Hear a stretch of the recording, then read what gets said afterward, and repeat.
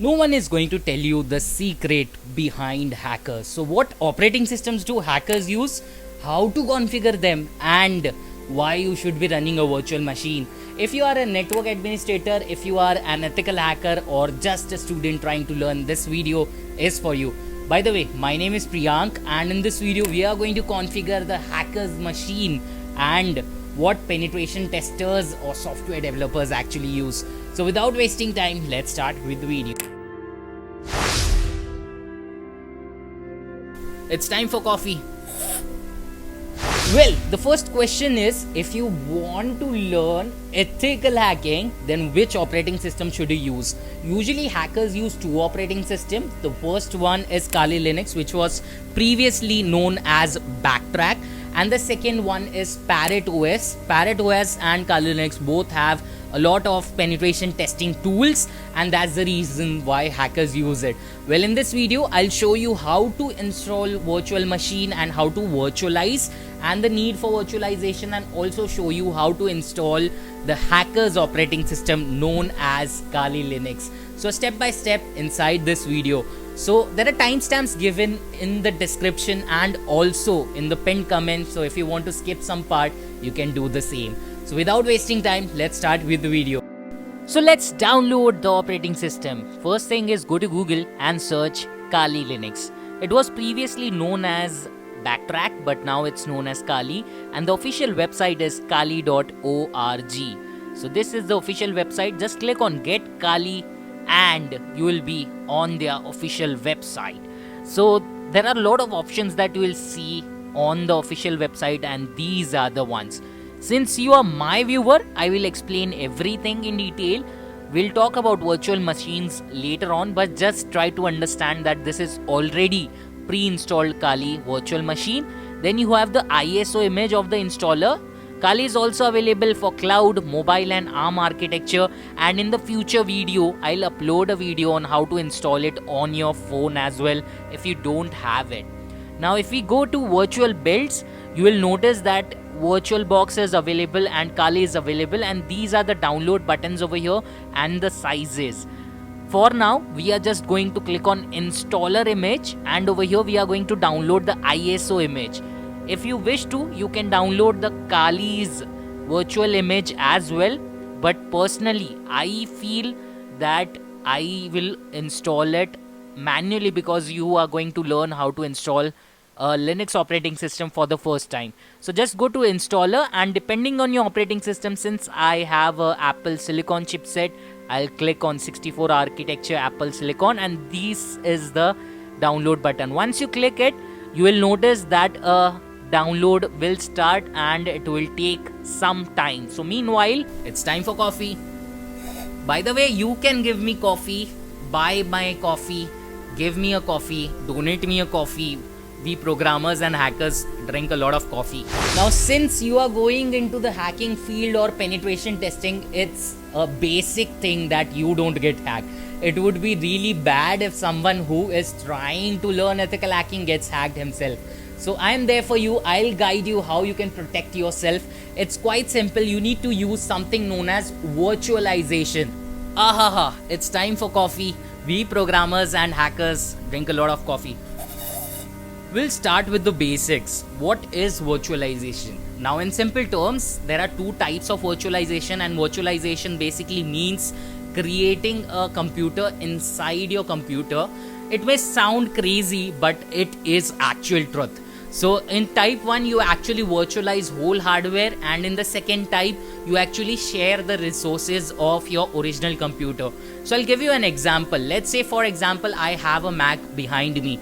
What I'll do is I'll create small computers inside it, and then I can test operating system. Now the best part is, if something goes wrong, you either can restore the original computer inside it, or you are also in a private zone wherein if something goes wrong, the original computer, that is my Mac, won't be harmed. Now other advantages are, you are actually creating fake resources, but that can be done on some computers. So if you have that kind of computer, let's go into the BIOS and enable virtualization. I'll guide you, and I'll add a step-by-step link in the description to enable virtualization. Now in type 1 of virtualization, you create fake RAM, fake processors and fake hard disk for your virtual system, and then if something goes wrong in your virtual environment, your main computer is not affected.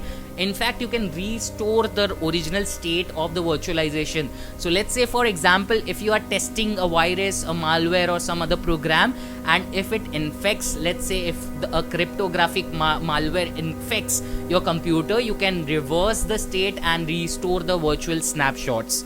Now in this video, I'll guide you how to install VirtualBox. There are a lot of virtualization options available.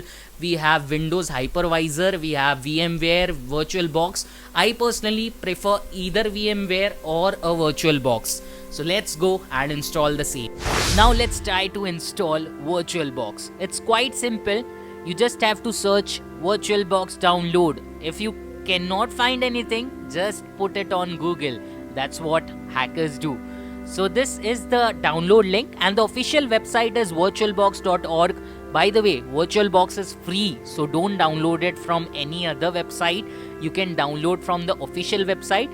Just click on this download button over here and download VirtualBox. Now VirtualBox is widely compatible with almost all operating system, and VMware has some paid options available. If you can afford it, you can do that. This is the official website, and over here you can click on Windows host if you are a Windows user.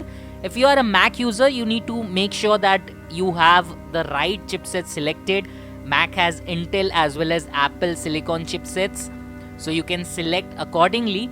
If you are a Windows user, you can click on the button, and for me, I'm using a Silicon chipset. I'll just click on this button. So once you click on it, it will start downloading. You just have to install it like any other operating system, and for Mac users, you have to install it. You just have to click on next, next, next and install it. The wait is still there. Why? Because we need to install the extra extensions.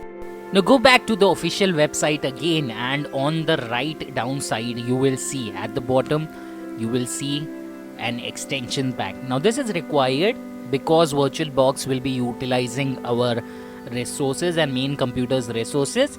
So once you download it, you just have to open it and it will be added to your VirtualBox. Now make sure you are opening it after you install the VirtualBox. So this is the pop-up that you will get. You just have to click on the install button and the extension pack will be installed.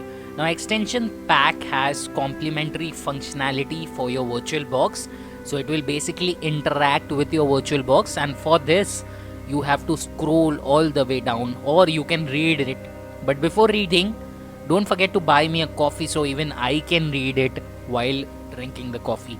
So now I'll click on install. Once that is done, your virtual system is ready for the operating system.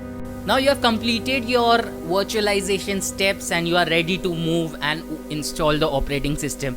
Now in previous ages, we used to install operating system using a disk or a DVD that used to have the operating system, but nowadays those operating system come in ISO format. Now there are two ways to do it. You can either download an already virtual machine, already installed virtual machine, which you can directly restore, or you can download the ISO file. If you are doing this for the first time, I would recommend you to install via ISO, because knowledge is important and learning is important. It's not important to install the operating system, but it is important to learn how to install Linux operating system. So let's do it right away. It's time for coffee. By the way, you can give me coffee, buy my coffee, give me a coffee, donate me a coffee. We programmers and hackers drink a lot of coffee. Now, since you have done everything correctly shown in this video, you have the Kali operating system downloaded and the VirtualBox installed. If you have downloaded from their official website, it will be in .7z compression, and you will need either WinZip or WinRAR to unzip it or extract it, inside which you will find the ISO file. Now let's install it. To install it, we'll click on new, and the first thing that you need to write is the name of your virtual machine. It can be anything. Just imagine it like a computer inside your computer.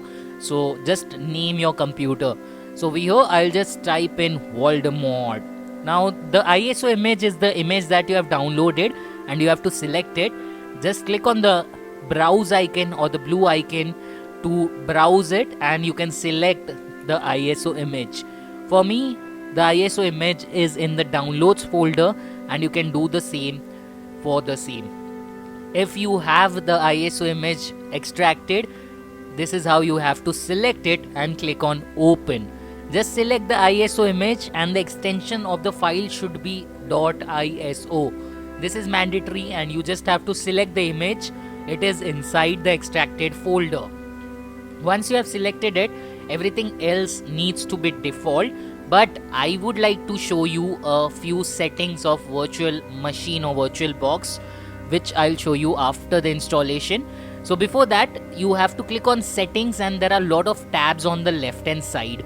In the general tab, there are a lot of things. As you can see, you can configure the processor, you can configure the motherboard, base memory, and this is basically the RAM. For me, the RAM is 8 GB, and you can scroll the wheel to increase or decrease the RAM depending on it. Now make sure the base memory is not more than the half of your actual memory. So for me, the RAM of my operating system or the computer that I'm using is 8 GB. You cannot go beyond 4 GB because then your original computer will start flickering. One more thing is you can edit the storage by going to the storage, and by default VirtualBox has VDI storage, and if you want to add a hard disk, you have to click on this plus icon over here to add a virtual hard disk. Now in case if you are short on storage, you can add it. Usually virtual machines have VMDK hard disk, but VirtualBox uses VDI. If you want to create a alternative, if you want to switch between VirtualBox and VMware or other virtualization setups, you can use the VMDK format. Now over here, this is for networks. So in case if you want to have multiple networks, you can add the NAT card. And one more thing, if you want to make your computer, your virtual machine faster, you can go to processors and increase it. For me, I have 12 processors and I can give 2 processors to the virtual system or 4. Please make sure you are not increasing it more than the processors on the right hand side. So for me it's 12, I cannot go beyond 6.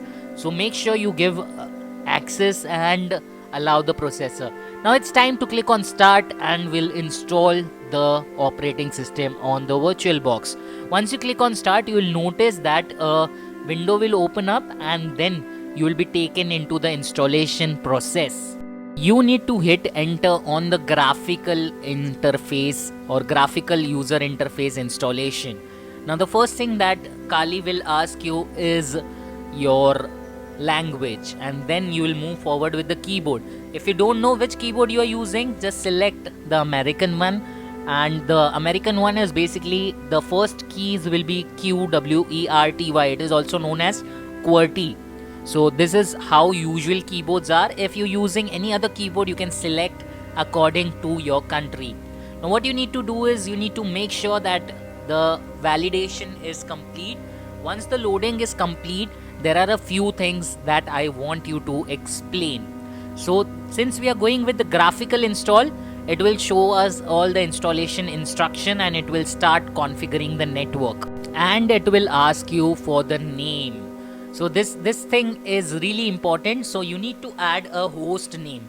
Now by default the host name is Kali, and I personally prefer that you also write Kali, but depending on your requirement you can do it, and I'll add my name, that is Enlighten.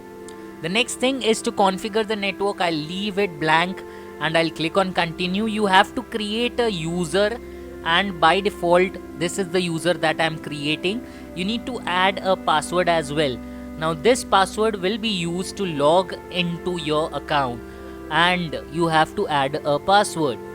Make sure you are entering the password and re-enter the password again. If you want to see the characters, you can click on the show character button, and I'll just enter 1 2 3 since we are doing a clean install. After this, it will ask you to set up the clock and select the time zone. So by default you can select the time zone, and I don't actually want to select. You can select any time zone because it does not matter, but depending on your country you can select the time zone. So I'll just click on next, that is the continue button, and it will start the installation. Before installation, it will partition the disk. Now this is something that I want you to pay attention, because you can use this to install any other operating system and learn how the Linux partitioning works. So in guided installation, you can guide the entire disk. You also have the list of disk available. You can create separate partition for each directory, or you can use all files in a single partition. Once this is done, you can click on finish. Now over here you need to select. It is asking you that do you wish to finish it and do it. Then I'll just select yes and click on continue. This will start installing the base system and you are ready to go. Ahaha, it's time for coffee. We programmers and hackers drink a lot of coffee. After the installation is complete, your system will reboot itself. Now you need to see there is GRUB written on the top left side. That is basically the bootloader that Kali uses. And grub is the bootloader that Kali uses. And you need to understand that Kali is using Debian Linux. Once you click on start and hit enter, it will boot into the system, and you need to remember the username and the password that you set in the previous steps, because you will use them to log into the system. You need to enter the username and password, and like in Windows we have administrator, in Linux we have root user. Once you enter the username and password correctly, you will be inside the system, and congratulations, you are a hacker now and you have installed it correctly. But wait, don't get excited yet, because there are a lot of things that I'll be uploading on this channel, and I'll guide you on things that you need to do and how and what needs to be used inside this operating system for various tasks. So please subscribe, because I'll be explaining a lot of things in the next video. So I guess that's all for this video. In case if you have any doubts, you can leave them down in the comment section. And by the way,